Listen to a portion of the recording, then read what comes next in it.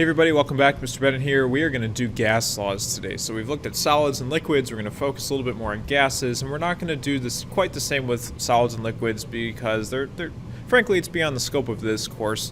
I do have some more gas videos and a couple other solid videos on the channel. You can go check those out if you want to.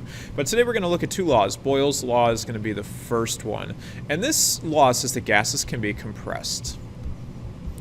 And this law, it relates the pressure of a gas, so how hard it's pushing on something, to its volume. And there's a relationship that we're going to uncover here. So this is the equation. It's a ratio. So P1V1 equals P2V2. So P is pressure, and V is volume, if you remember from previous videos. And the unit of pressure we're going to use is a kilopascal, kPa. And before we get into the question, you need to know that the pressure, memorize this, pressure at sea level is 101 kilopascals. So this is how hard the atmosphere is pushing down on you right now. We're at roughly sea level here in Indiana. We're a little bit above, about 900 feet above. But this is the pressure at the ocean. That's how much air is pushing down on you, and our bodies are accustomed to that. So here we go. We have a balloon at sea level. Has a volume, so here's volume 1 of 1.5 liters, and if the balloon's maximum volume is 2.5 liters, so here's V2, at what pressure will the balloon want to pop? So that's our question mark. And we're gonna fill in our variables here. So we're gonna say my starting pressure at sea level is 101. My first volume is 1.5, so this is my current condition. We can set this up in our ratio. Volume 2 is 2.5, and I don't know my pressure 2, right? So this is P, this is my variable, X, and this is solved for X algebra. So in order to solve for this one, single variable, we divide this side by 2.5, divide that side by the same, cancels, and you get X equals, this works out, this calculates out, if you throw this into your calculator, to 60.9 kPa. And now check this out, my volume went up, right? This number got larger, went from 1.5 to 2.5, and my pressure goes down. So here's your relationship. It's an inverse relationship. So if pressure goes up, volume goes down. It does the opposite, and vice versa. If pressure goes down, volume goes up. Boyle's law says this, and it makes sense. If I squish on a balloon, right, I make the volume smaller, the pressure pushing back on me is going to increase. And this relationship is not precisely constant. It's nice and it looks good on paper, but there are deviations when you get to really high pressures or high temperatures even.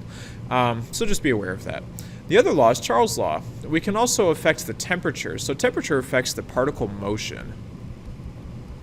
Remember, these particles are always moving, and temperature increases or decreases the motion of those particles because of energy, and this happens in a linear relationship. If we were to plot this, you'd get a nice straight line, which is pretty cool. And temperature for these, it needs to be in the absolute unit, and that's called Kelvin.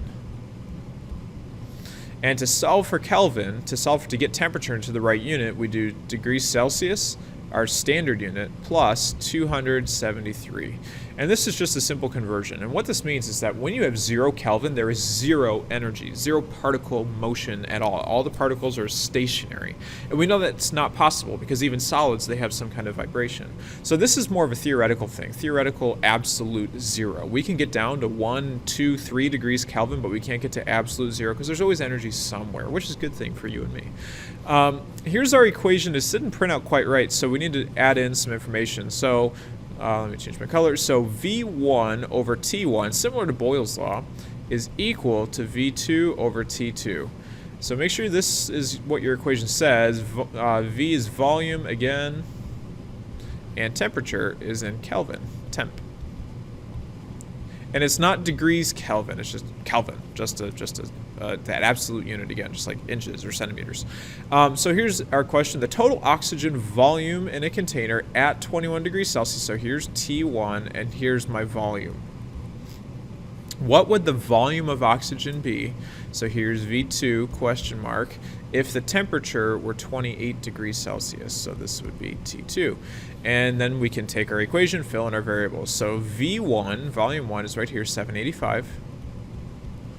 And this is liters, and that goes over temperature 1, 21 degrees Celsius. I need to convert that to Kelvin. So we do 21 plus 273, and that gives me 294. So we do 294K, that's a 4, not a 9, on the bottom. And that's equal to, I do not know the second volume, so X over temperature 2, same thing, 28 plus 273, and that gives me 301, so we do 301 Kelvin here on the bottom. And now to solve this one, it's a ratio, so we cross multiply that way. And you get 785 times 301 equals 294x. And when you solve this whole thing out, multiply these together, then divide by 294, your volume becomes 803, and this is in liters. And there's your final answer. Notice for this one, my temperature went up from 21 to 28, and my volume also goes up. This is a direct relationship. So Charles' law, if temperature goes up, you got to cause it with something, then volume will also go up. Vice versa, if temperature goes down, volume will also go down. So Charles' law, Boyle's law, simple calculations. You will always get these equations given to you on a test or a quiz or something like that, but you have to know how to use them. So treat them like ratios.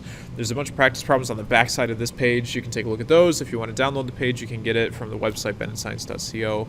If you have questions, feel free to leave a comment. Otherwise, I'll see you around.